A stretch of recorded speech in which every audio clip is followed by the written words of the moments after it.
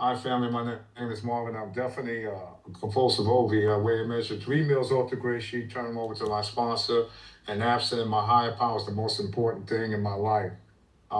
First of all, I want to thank all the trusted servants for making this 2 o'clock Harlem meeting be impossible. Being, baby, be impossible. You got J, and J, right?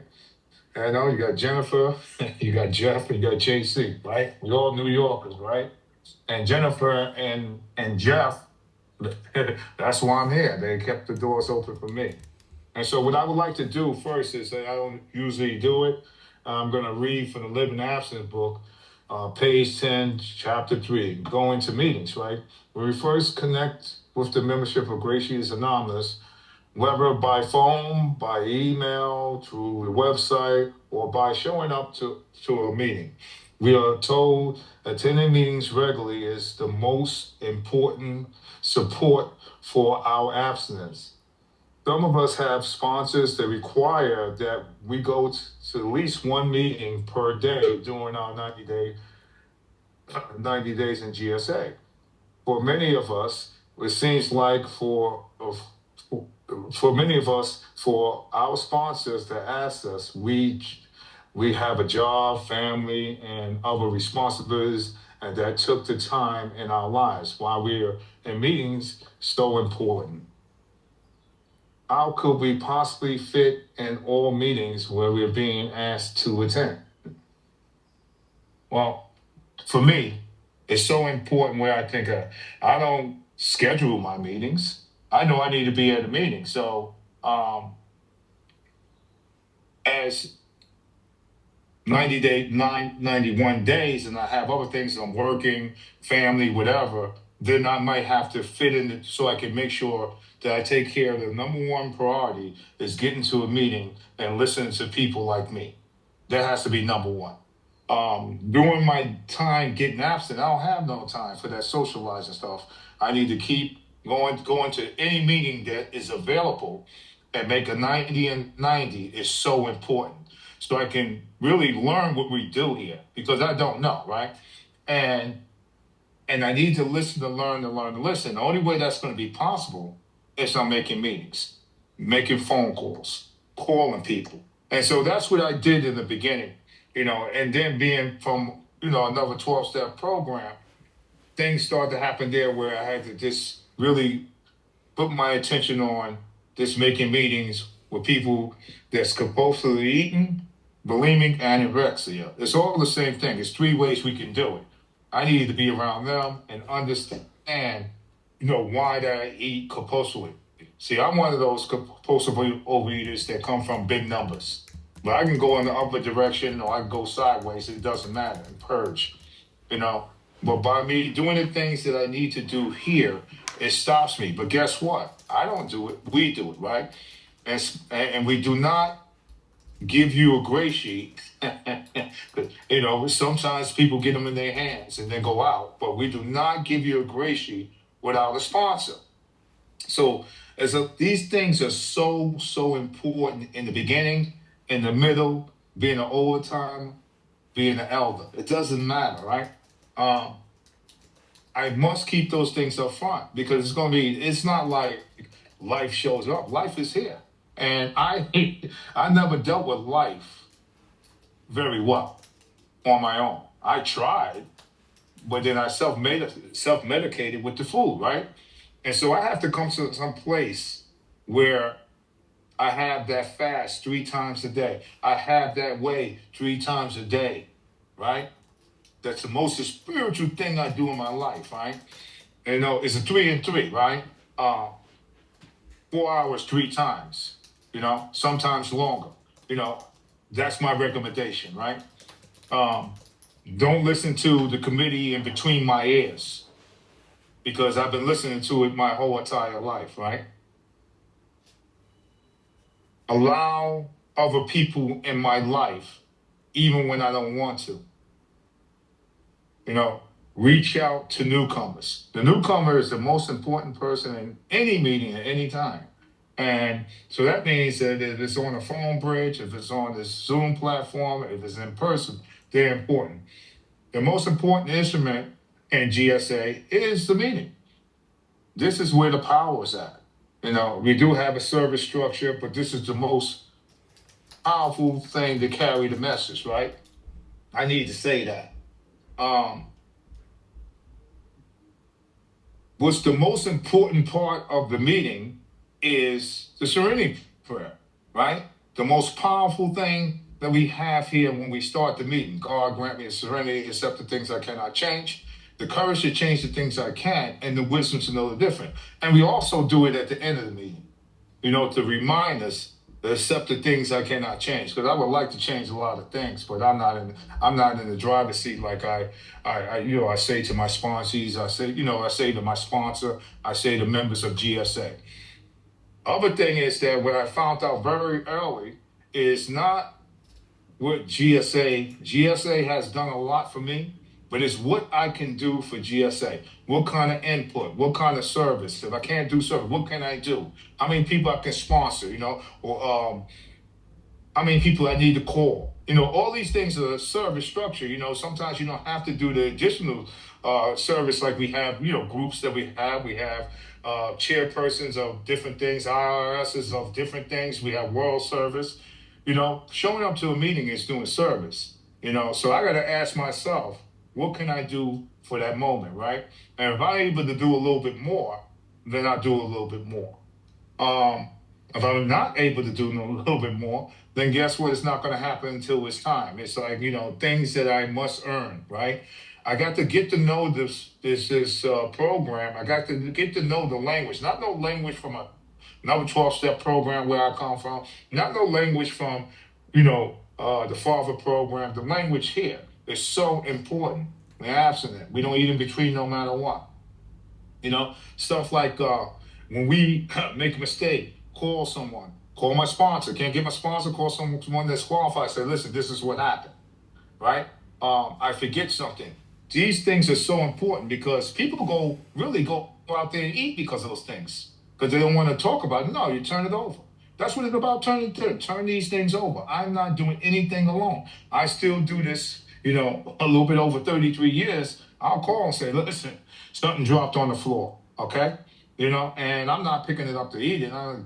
We used to do when we was kids. I'm not doing none of that. So, it's these things that are so important that I turn over and also tell my truth. I can't tell anybody's truth. It's how many people that's in this meeting right now, besides myself, 21 people. I have to be able to speak my truth, right? And maybe you'll get something from my truth, but if I'm telling my lie, then that's going to be my lie, but I need to tell my truth so I can help someone else, so I can help me, right? While me helping someone else, I'm helping me. And these things I must keep up front. I can't get complacent. Then I'm a smart addict too. Someone sent out a reading today, and it talked about intellectual, or analyzing. What I would use, is about utilizing, right? So it's utilizing the tools of the program, the people in the program. I'm here to use y'all, okay? Because I don't want to eat. I'm gonna tell you straight up. Without y'all, there's no me, right? And if you look at these steps and stuff, like it talks about we. There's a reason. They don't say I. We do this together. And I have to keep that up front. If I can do it alone, then I wouldn't need y'all. I wouldn't be on this meeting sharing my experience, strength, and hope. When the booker said, hey, you want to speak I said, well, why not? I'll take out the time to share what I need to share today. Don't know where I'm going to share because it's not a performance. Share like my life depends on it, because it does depend on it this moment.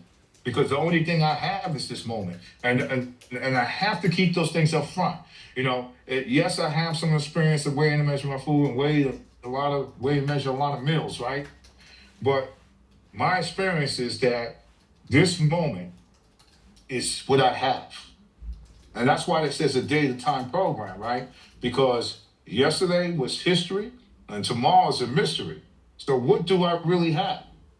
You know what I'm saying? I have some experience to say, hey, I experienced that. Because if I haven't experienced something, I ain't giving you no suggestion. I'm going to direct you to someone that has experienced something. Now, there's a few of us that experience, abstinent, parents, losing parents, and, my parent been going for about 2 years. My main spiritual advisor, my mother, and my father been going up on 6 years, right? I stayed abstinent. I lost a younger sister, a younger brother. I stayed abstinent. I lost a child. I stayed abstinent. My first wife committed suicide. I stayed abstinent.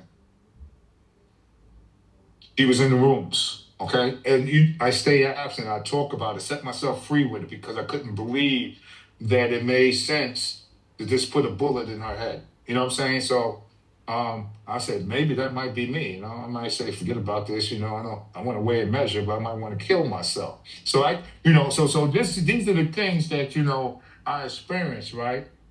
And none of these things I got through it alone. I got a sponsor. I have people that I talk to. And when I first heard, because she kept my last name, I cried so hard. And still, today, it still hurts me in my heart. It could have been a better way. And it's nothing when you get news of some type of death, no matter if it's suicide or someone passing. I have people, close friends to me, of mine, that was in the rooms, friends, and some of the numbers, once in a while, I go through and I just have to let it go and delete the numbers because I used to call these people when I could call them. You got to understand what I'm saying to you. So sometimes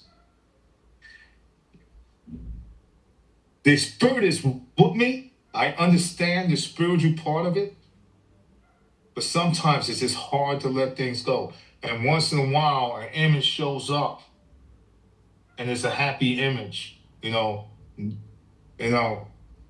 I'm not doing this alone. I come from an addict family, generations of it, and they, a lot of them do a lot of different things. Some of them are compulsive overeaters, some of them are anorexics, some of them are bulimic. I ain't telling them what to do. I just lead by example. I remember when I had my first experience with a cousin, a second cousin. Very close though. We had a close-knit family. And I tried to tell her about, GSA. And she's been overweight since she was a child. And she seen me weigh and measure my food. And then one day, 15 minutes. Thank you. Appreciate that. Because I'm going too deep anyway, but I need to say this. And they called me up and said she's dead. And you talking about feeling like powerless. You grew up with this person, right? And you have something that have saved your life. The first thing that has happened for me was the physical transformation in the 90 days, right? And I could have left and said, I got this, and kept it moving, right? But was one thing that would have happened spiritually, emotionally, mentally. Guess what? I'm not abstinent. So I can be abstinent from the substance. You know what I'm saying? And I can get clean and say, hey, I'm gonna give you something. I'm gonna give all you a little bit of me, or I could be a recovering compulsive overeater and get better, right? And it lets me know how powerless I am over this disease. I cannot save no one. I can just lead by example and be a powerful example to matter who it is, right? And I can't make no one get this program, right? And I understand that. But I also don't give up on people. And I used to say this a lot, and I'm going to say it's an old saying. It's like the mafia. Once you're in here, you can't get out. Thank you all, and God bless.